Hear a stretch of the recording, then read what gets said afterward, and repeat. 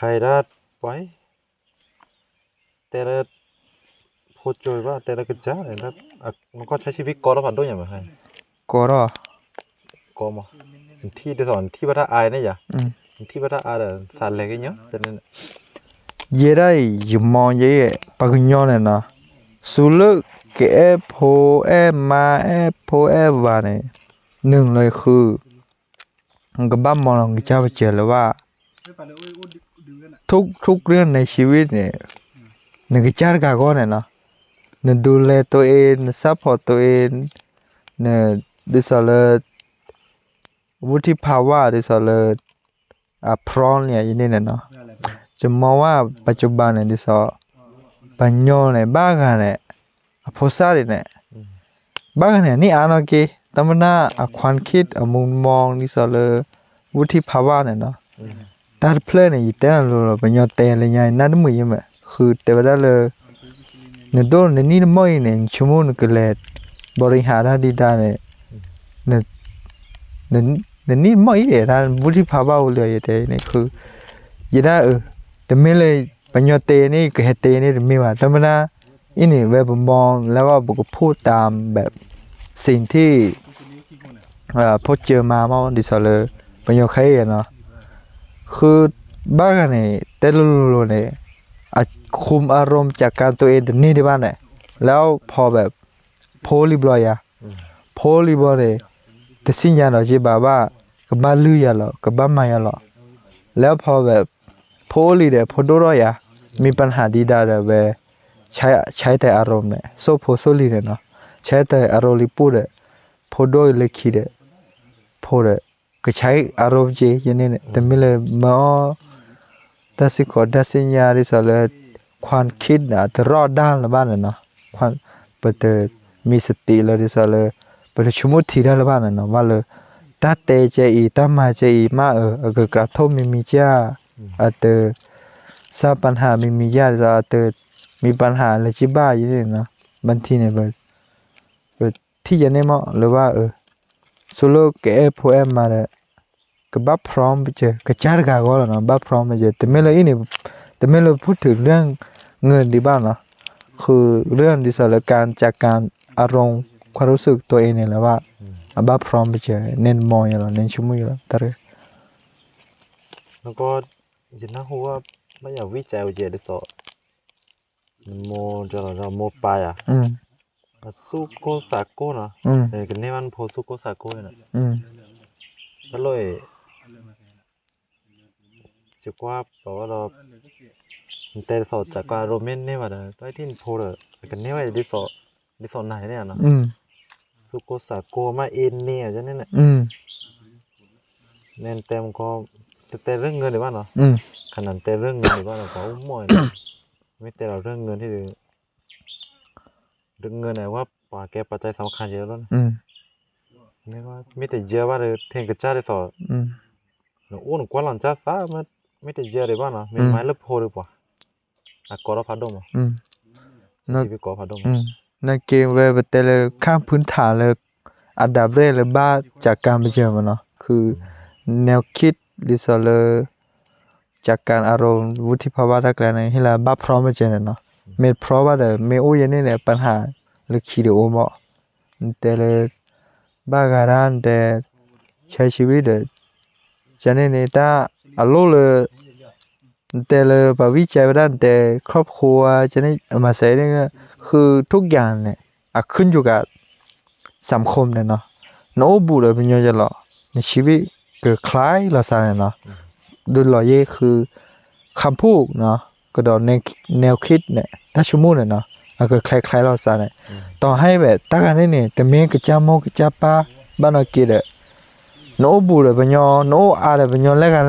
ล่ะนิสัยก็คล้ายเราสารอย่างนี้เนี่ยนึกว่าชั่วโมงตลอดเมียไม่เบาอย่างนี้เนี่ยเดี๋ยวถ้าเลยแต่ไม่เดี๋ยวสอบแต่หลักก็คบเพื่อนตรงนี้กันเนี่ยอะไรจะเนี่ยดิสอลไม่ได้มีเป็นไปตามอัตโนมัติเลยเนาะแต่โลกเนี่ยอย่าเทียบเราซะเลยชั่วโมงเลยแล้ว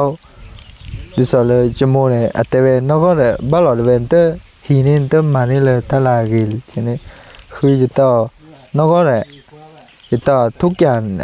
แกอัตโนมัติมันเนาะไปใช้ชีวิตดิสอ โนบูเดนตลอดนะหูนี่จะหลอปัญญองเคทิกาไม้จะแลไม้จะรอดจะอากดูโดยอัตโนมัติแกสัญชาตญาณเนี่ยเนาะอะไรดูเนี่ยเราซะแต่ไม่เลยนภาษาฮีนี่นภาษามันนี่แหละไม่ยิบาจะบันทีเดละจะแต่ทุกวันนี้ปัญญาจะไม่เลยอาจจะฝึกว่าสมาธิฝึกสติแล้วบ้างเนี่ยคือส่วนน้อยเนี่ยเนาะไม่ฝึกเลยว่าพูดส่วนลงกันนอกเราสารนี่อาจจะปอหรือว่าอย่างนี้เนี่ยโนบูเดนตลอดเนี่ยปามายละปอยละความคิดคำพูดดีดาการกระทำดีดาก็คล้ายๆเราใส่เนี่ยมั้งไม่เริ่มมีฝึกว่าสมาธิสติแล้วกันเนี่ยก็ตามเราซะจีแค่นี้ไม่ตามเราซะรีบร้อยเลยใช้ชีวิตแต่ละชีวิตเป็นของเราเป็นแกบอกจะได้บ้ามั้งไม่ใช่นี่เนาะไม่เล่นแต่เล่นฝึกว่าสติฝึกว่าสมาธิกันนะแค่นอกเขาว่าเนี่ยแต่เล่นชีวิตเลยแกงตาเนี่ยไม่ใช่ทำหมอมันเนาะแกงตาเปิดเปอร์เซ็นต์แล้วเนี่ยตัว100%ว่ามั้งคือส่วนหนึ่งเลยในกันนี้ว่าเลยคนรอบข้างเนี่ยเนาะคำพูดแนวคิดดีด้านเนี่ยแน่นอนหรอผีอะไรมาได้กี่ที่มันยอคู่เขื่อนมาได้ยังนี่แนนมาได้แนวคิดก็แล้วเราคล้ายๆเราใส่เนี่ยไม่เล่นฝึกว่านมาแล้วว่าเล่นในป่ายี่เนี่ยเล่นมีหรอประมาณยันนี่ก็สังเกตก็รู้สุดตัวเนี่ยว่ามาใจมาบาบาล้อมาใจมาบาบาเกลียอย่างนี้เนาะสติไม่รู้รีบร้อยเลย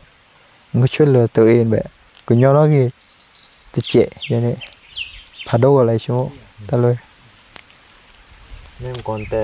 วุฒิภาวะแล้วน่ะแล้วก็น่ะโตแล้วนี่เหมือนเลยโอ้นี่มาอย่างไรรีสอร์ทบ้านกันน่ะ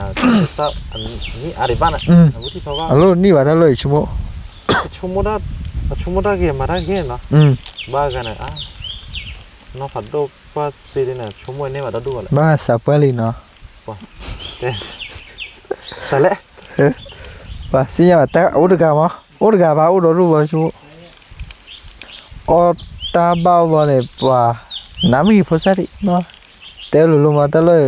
ปัญญาหน้าเราเลยบ้ายอไรนี่มั้งเพราะว่าแกสังคมปกติเนาะทุกคนก็เห็นได้ทั่วไปนะว่าแต่เลยภาษาถ้าชั่วโมงรู้ดีบ้าแต่สิยาบ้าแต่นี่นังหน้าบ้าแต่อาจจะเกี่ยวบ้างเนาะอาจจะป้าบ้างเลยคือปัญญาเนี่ยดิสสอมคือว่าแต่ละยุคแต่ละสมัยเลยปัญญาแต่ละภาษาตะกี้บ้าตะบ้าอย่างนี้เลยคือเลยมีบ้านเนาะอุดากีเนาะกีบ้านเนาะแต่ละบ้านดูมารับบ้านละเจ้าเนาะมารับบ้านละปลอสิญาละปลอเลยมีบ้า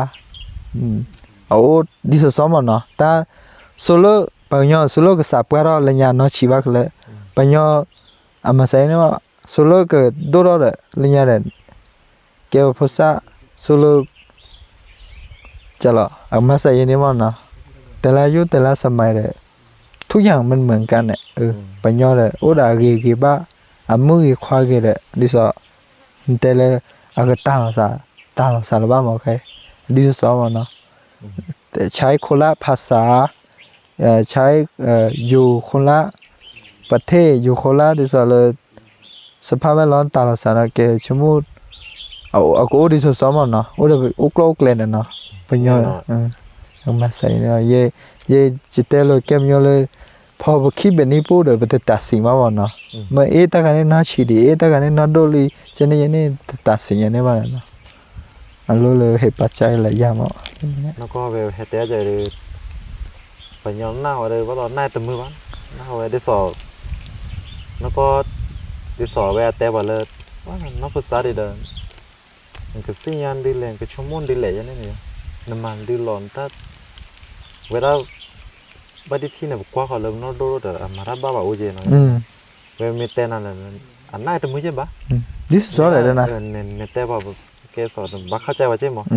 แต่นั่นน้ามือว่าเนี่ยแต่ว่าแต่ก็แล้วน้ามือว่าเนี่ยจะเนี่ยแต่มีเนี่ยโอ้ยเรื่องกระจายแหละแต่มีนั่นมือว่าหน้าบ้าจบไปกว่าเนี่ยดีน่าดีปุยรอเนี่ยเล็กอะไรชาบ้าเลยชูแล้วอะไรก็ตลอดสักคลี่กันเลยชนะที่ก่อนเลยตลอดสักคลี่ตลอดคือเล็กอะไรเลยแต่กันนี่หรอว่าเราตลอดสงบเท่แต่ไม่ได้มีเวลาแบบเตะได้เนี่ยปะเอาป ประสบการณ์จากตัวเองมาพูดเลยเนาะที่สอนแต่ละเปลผิดเลยมาได้กี่บ้าบ่ประมาณแบบ10คนเองแต่ก็คือตัวกี่มั้งประมาณถ้าอะไรถ้าสิ่งอะไรปนิมาดีไอ้ที่สอนเลยประมาณแบบปัญญาเลยนี่ดูมาใส่นี่มาเลยปัญญาอีดูมาใส่นี่เป็นอะไรมาเลยปัญญาบ้านสับกะอัดเตวยินี่กระเตเลยอาศัยขาดูกระเตเลยแต่เราคลิกเล็กกันเราชนะรู้เลยนี่ละบ้าเลยนี่ละสิคู่เนี่ยมาว่าดูว่ามาเลยมาหล่อเนี่ยแต่เลยสอนละบ้าเนี่ยแต่จบพูเนี่ยเอาไปล็อกเราไม่นะเตวบุเลยยี่บ้าใช่เนี่ย ชั่วโมงกันนี่ ก็ชั่วโมงเท่ากันบ่ไม่ได้เนี่ยแต่นว่าสเต็มอยู่เลยนี่เตเปแต่กันนี่มีสอนที่ว่าบ่ได้ชั่วโมงเท่ากันเลยเนี่ย บ่ไหนดิเรียกบ้าสิญญาบ่ชั่วโมงแนวมันจ่าย4เลยมั้ย จะละ แต่เวลาเล่าเนาะเล่าเลยเนาะเรียกบ้าจังได๋แต่เวลาเด้อสิญญาบ่เรียกบ้านโอ้เล่นชั่วโมงแนวนี่บ่มันนี่ล่ะ แต่ละจังกันน่ะ จะจ่ายไม่ไหวสอแต่ว่าไปหน้าเขาดูชัดเจนที่มันเอาวิเป็นเนี่ยชั่วโมงมินเนี่ยออกบ้านเนี่ยชั่วโมงมินเนี่ยแบบออกไปด้านเนี่ยเกี่ยวกับล้นแบบเต้นออกป่าไปบ้านยังไงชั่วโมงมินบ้าเด้อ ชั่วโมง ออกบ่ล่ะ มันเนี่ยบ้านยังไงมั้ง ชั่วโมงมินเนี่ยมาออกบ่ล่ะ ออกบ้านชั่วโมงมินเนี่ยด้วยชั่วโมงมินเนี่ยแบบออกไปด้านจะเนี่ยมั้งเกี่ยวกับล้นเต้นออกป่าไปเนี่ยแต่ละดิซอเมตามินี่สิญญามาเมในมินาเลยเมคำนวณเลยวิทยาศาสตร์ใช้จิตวิทยาแล้วนี่ป่ะเนี่ยนึกยอดความจริงนี่ว่าบ่เนาะเกี่ยวยาลอเนี่ยก็คือปัญญาเนี่ยบ้าหรอกก็มาแล้วนี่ทุกอย่างเนี่ยมีเหตุปัจจัยทั้งหมดเนี่ยในเมสิญญาเหตุปัจจัยเกิดจากอะไรเนี่ย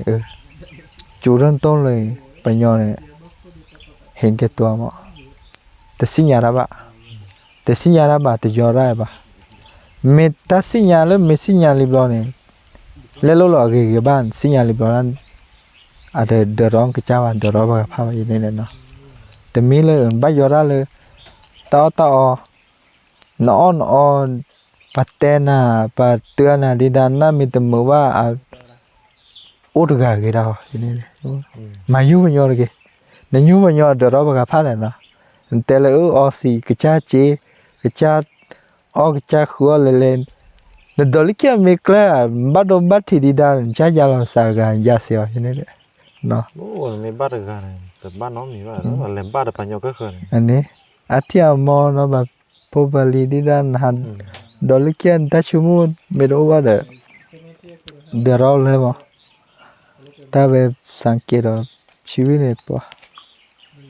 ชั่วโมงไม่บ้าหรืออ้อปะทักอะไรสอบแต่เนี่ยเดี๋ยวเกี่ยวกับล้นเนี่ยสิญญาบ่แต่เสียจะบาดเจ็บเวลาชั่วโมงเนี่ยบ้านมันเนี่ย